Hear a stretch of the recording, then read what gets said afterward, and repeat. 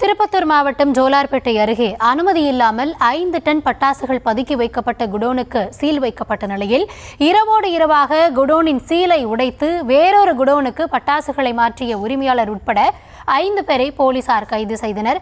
என்ன நடந்தது என்பது குறித்தான விவரங்களோடு நம்முடைய செய்தியாளர் நித்யானந்தன். வணக்கம், முழுமையான விவரங்களை வழங்கலாம் நித்யானந்தன். கௌதமி, திருப்பத்தூர் மாவட்டம் ஜோலார்பேட்டை அடுத்த அடித்தூர் பகுதியை சேர்ந்த திருப்பதி. இவர் பார்த்தோம்னா திரியாலம் பகுதியில 5 வருடத்திற்கு மேலாக பட்டாசு கடையை நடத்திட்டு வராரு.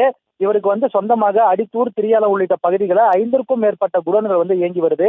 இந்த நிலையில கடந்த 11ஆம் தேதி உரிய அனுமதி இல்லாம 5 டன் பட்டாசுகளை திரியாலம் பகுதியில் உள்ள குடோன்ல இறக்கியிருக்காரு. இதன் ரகசிய தகவலின் பேர்ல வந்த வட்டாட்சியர் மற்றும் ஜோலார்பேட்டை போலீசார் அந்த குடோனுக்கு சீல் வச்சாங்க. மேலும் உரிமையாளர் திருப்பதியை கைது செஞ்சாங்க. இந்த நிலையில 11ஆம் தேதி கைதான நிலையில நேற்று இரவு தான் ஜாமீன்ல வெளியே வராரு. அதனைத் தொடர்ந்து நேற்று இரவு யாருக்கும் தெரியாமல சீல் வைக்கப்பட்ட குடோனின் சீலை உடைச்சிட்டு அதில் இருந்த பட்டாசுகளை மற்றொரு குடோனுக்கு மாற்றிருக்கிறாரு.